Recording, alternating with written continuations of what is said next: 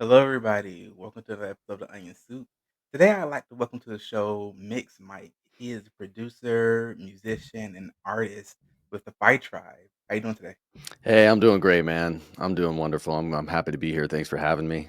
I'm happy to have you here. I've been wanting to really talk to somebody about not just music, but what music can do for our souls and for our minds and our bodies. You know what I mean? Yes, absolutely, man. That is a long time, very big passion of mine.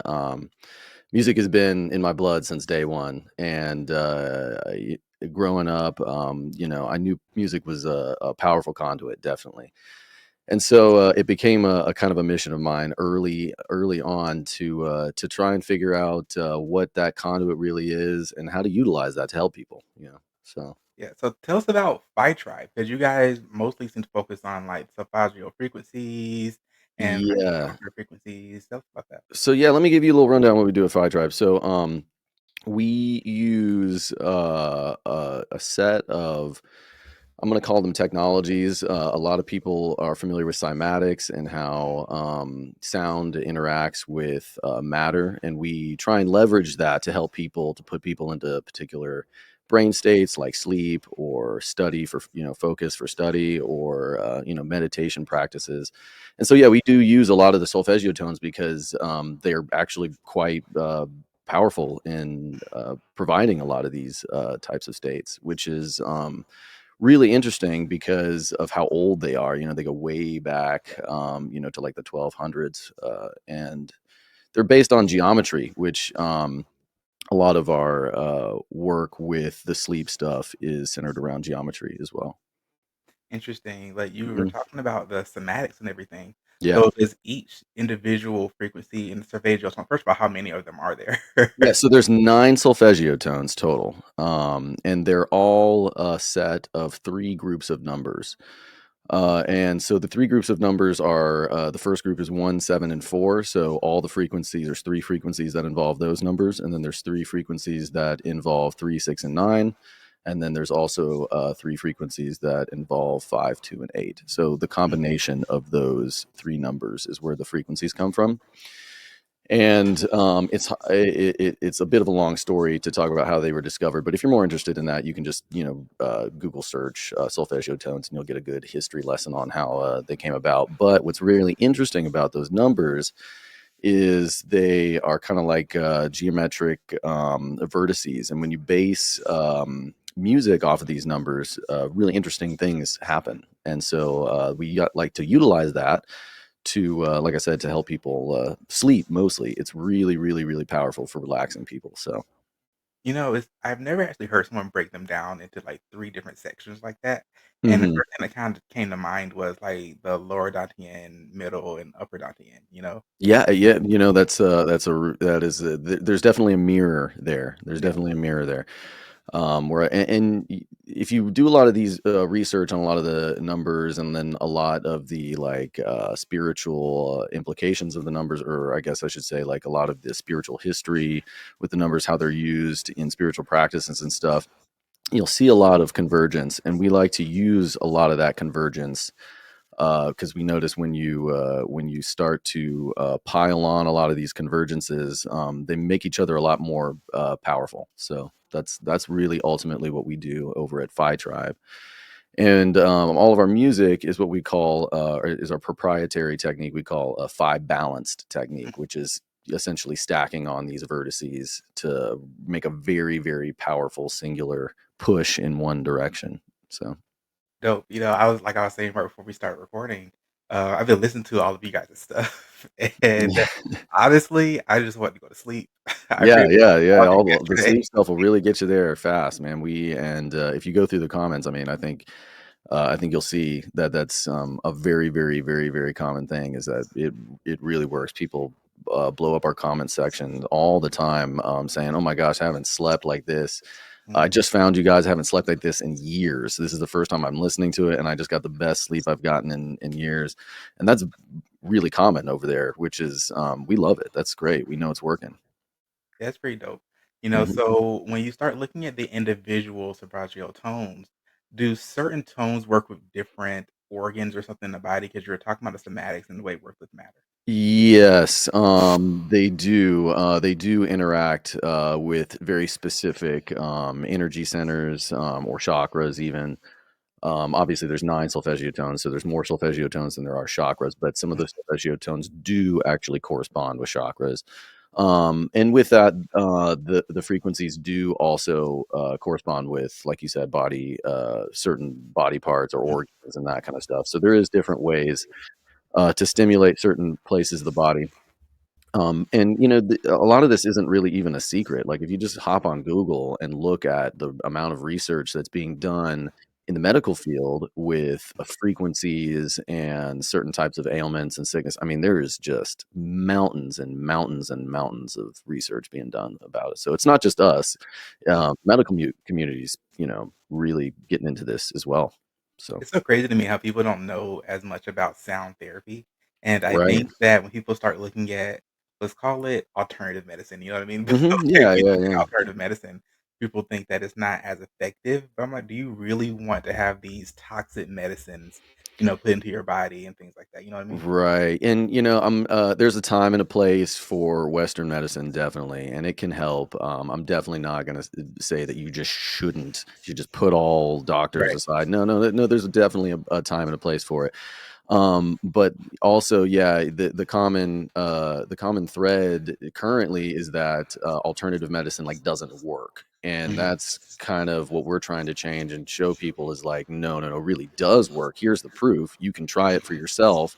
You don't need a prescription. You can just try it and and see if it works.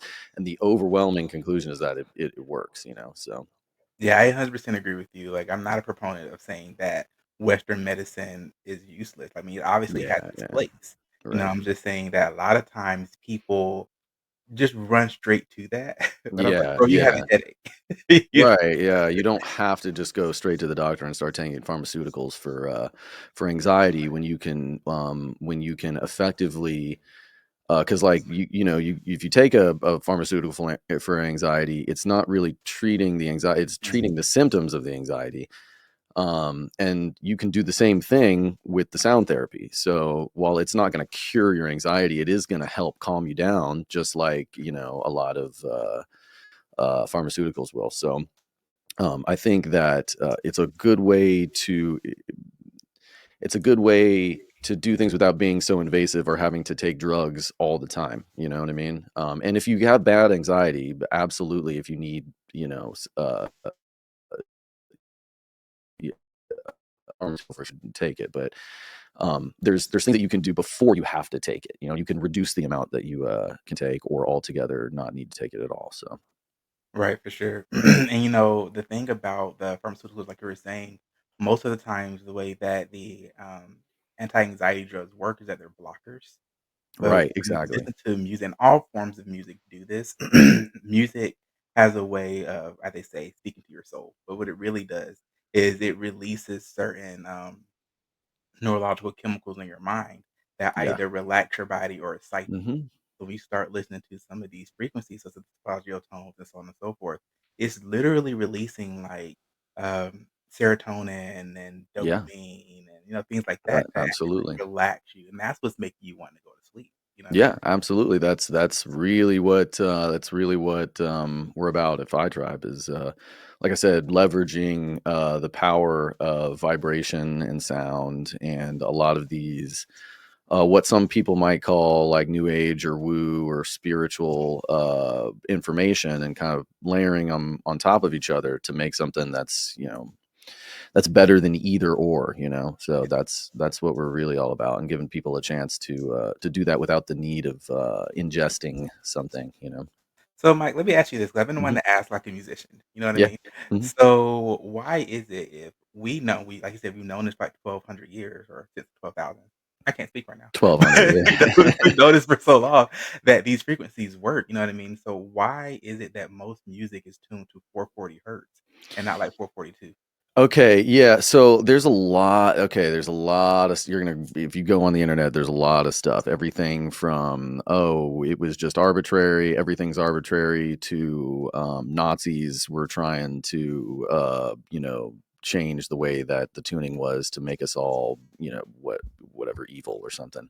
Mhm, And I love conspiracy theories, but while I don't really subscribe to that one, that it was, intentional, a lot of music is tuned to 440 because when they decided to do the tuning, I don't think they knew a lot of this information. And before that, there was no standard tuning.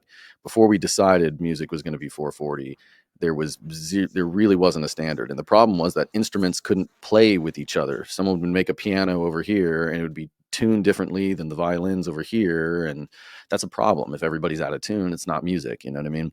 yeah. So they kinda had to pick a pitch, and then so they decided that as an average. Now, whether or not that was intentional or not, that's up for debate, and honestly, I don't even really care. But what's amazing is when you start, to use this, number 432 as the center point, Mhm, the geometry becomes really interesting. The mathematics become very, very, very interesting, and they start doing some really interesting things. The numbers do, and while the notes still have decimal places and they're not perfect frequencies, the decimal places will start to they'll start if you take every three decimal places, they'll start to sum into the number nine if you add up the three numbers. And 3, 6, and 9 are the most harmonic numbers. yeah, So when you're basing your musical scales, which is harmony, off the most harmonic sequences of numbers, you start getting really great geometry and coherence in the music, and that's what makes music powerful. So mm, that's really the mystery, is unraveling this thing around the geometry in music. When we created the standardization to 440, geometry in music, that wasn't even a conversation. Nobody thought of mhm, music as geometry. Nobody thought of music as a vibrational field. It was just something that we experienced. You know what I mean? And so I think the mindset around music has evolved, and with that, so does the music. The music needs to mm, evolve. Now, I think people are starting to do a lot of stuff in 432. We do a lot of music in 432.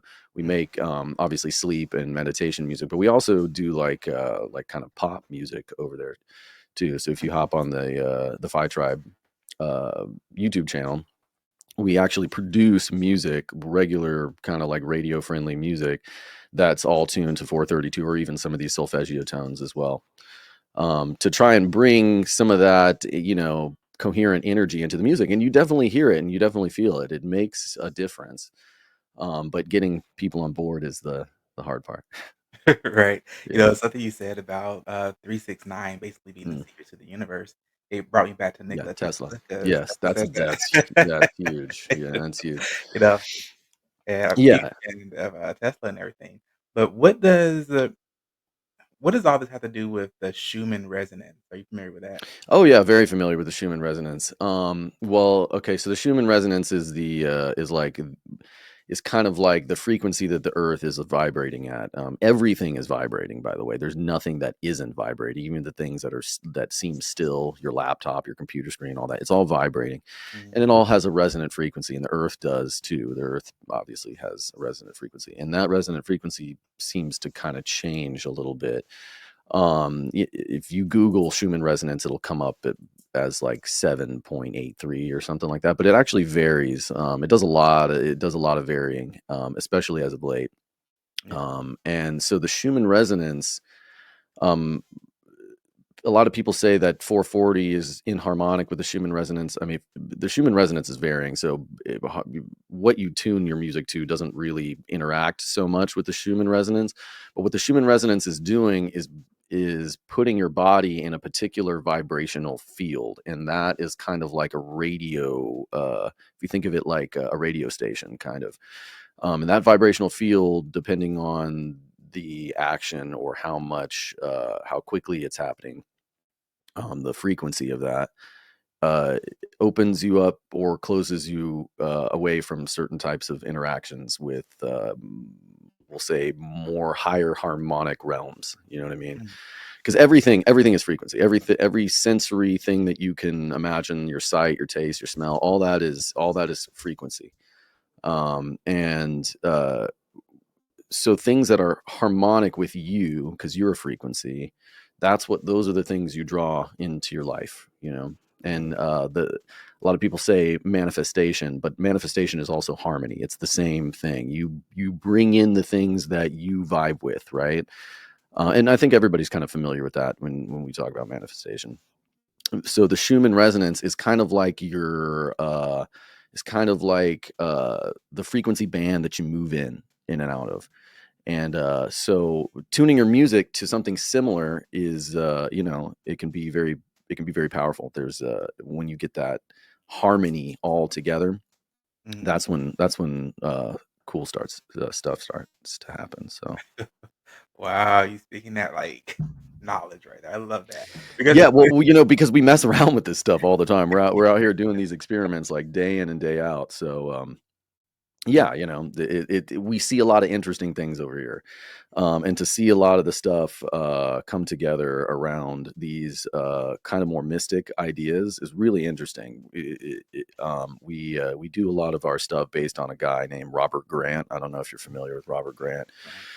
He's a mathematician. I think he likes to refer to himself as a polymath. In other words, he does like a lot of different things, but what's cool about him is he's really marrying this idea of geometry and music being the same thing. Is like music is the geometry that we hear, and geometry uh, is the music that we see. They're literally mirrors of each other. So when you get them together, get a visual plus the vibration, and they match. You start getting really really cool effects. Oh, for And that's sure. kind of what we're tiptoeing in the Phi Tribe stuff. I mean, phi is all about the golden ratio, so I would assume that. Yeah, and that's one of the things. That's why we call it Phi Tribe. Actually, we're really big on a lot of these irrational numbers like phi and pi and some of these other elusive weird ones. And we do a lot of the work is involves those numbers. So For sure. But we're gonna take a really quick commercial mhm. break, and I'm so excited to dive back into it. Yeah.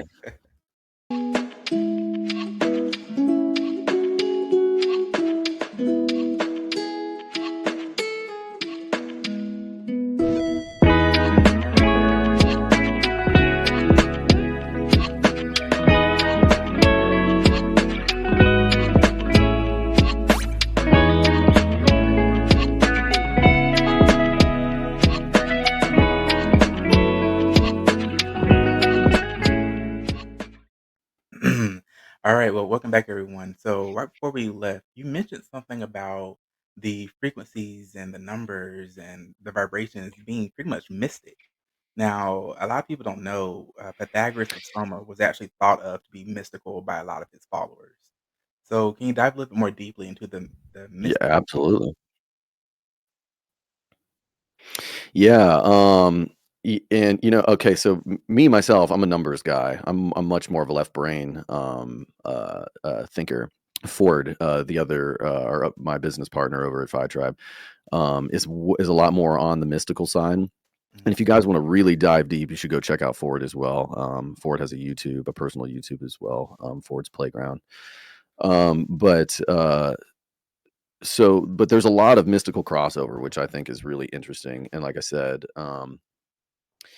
a lot of these numbers show up in all kinds of old texts of all kinds of traditions, and seeing the symbolism is really what it's all about. So I mean, myself and Ford I would definitely consider us to be kind of like esoteric researchers. So we're reading a lot of material, and so we see a lot of these numbers a lot, and we realize that these things are speaking some things to us other than these just as a story, you know what I mean, or just as some kind of like religious thing. A lot of these things look to be like like alchemical recipes, if you will, you know what I mean, for certain types of geometry or thought patterns or all kinds of other stuff.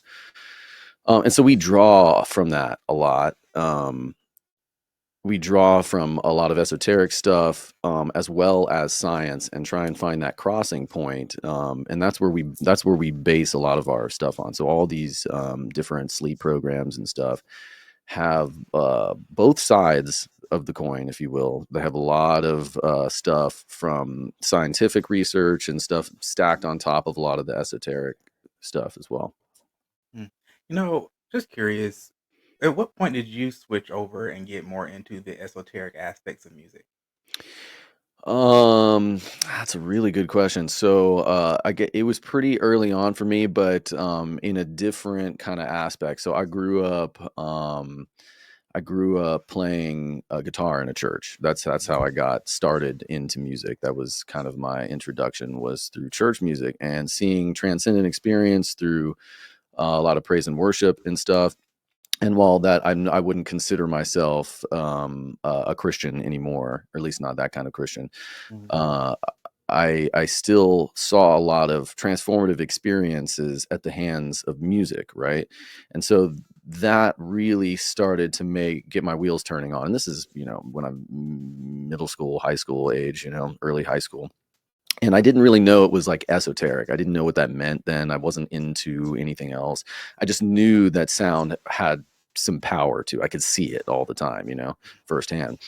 And so I started researching that kind of stuff. And when I started getting into that, that kind of led me into things like Gnosticism and a lot of the Eastern teachings and, chakras and all this information about that kind of stuff. And that's when I kind of went, okay, there's a lot more to all this stuff than what I've been led to believe. All these stories aren't just stories. There's way more here.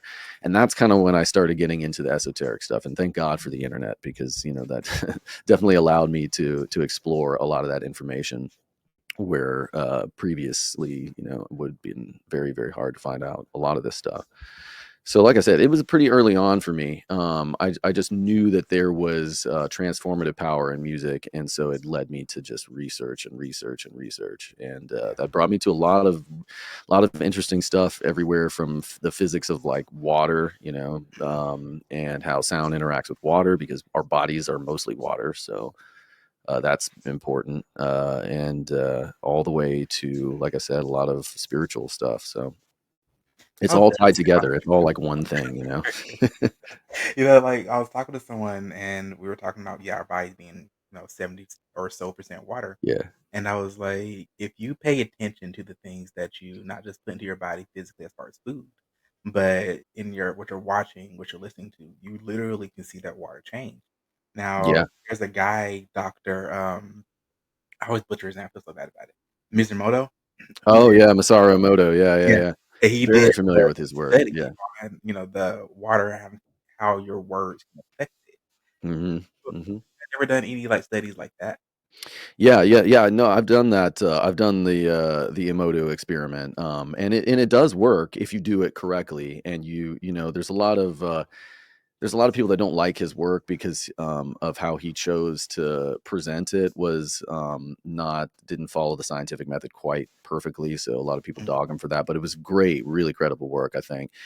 But one of the things he did that experiment with the rice and the water and speaking things to it, and it shows that the power of intent and words and vibration on matter is very, very significant.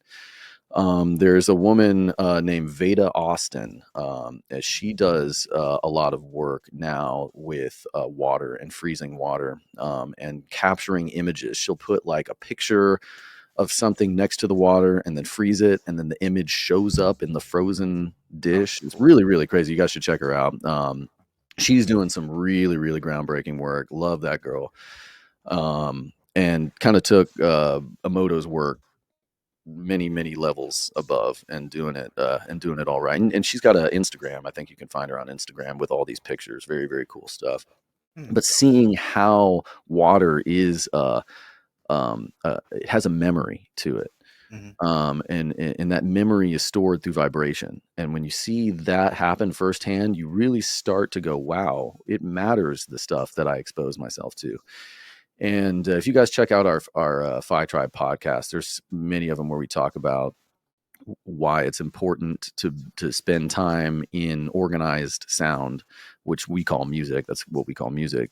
Listening to music over speakers and vibrating your body, because you spend all this time with really inharmonic, incoherent vibrations all the time, whether it's just noise at your job or out in the world or whatever. It's all very unorganized, and you're just getting blasted with it all the time. And that Mhm. effect over time has effect on your biology, whether it shows up in things like not being able to sleep or anxiety or all kinds of stuff. So spending time not just listening with headphones, because headphones only vibrate a tiny portion of your actual physiology, but listening to uh, uh, music on speakers, that's really important. Organized sound actually has a healing effect on your body and an organizational effect on your body. And all that's not just me saying that. That's all credible science behind that, you know? Wow. Well, I want we're all out of time for today, but Yeah. we want to dive a little more deeply into that because people are so, raving about binaural beats, and I We say the use a same lot of those thing, too. We you do know, but that, and but it's also important, like you said, to have the speakers with you, and yeah, also to go outside and listen to the sounds of nature. yeah, I want very that much so. natural energy to come about. But Mike, I wanna Mhm. thank you so much for your time and appreciate you truly coming on. Yeah, appreciate you, man. We'll have to do this again soon. Oh, for sure. Thank you everybody for tuning in today. Have a great one.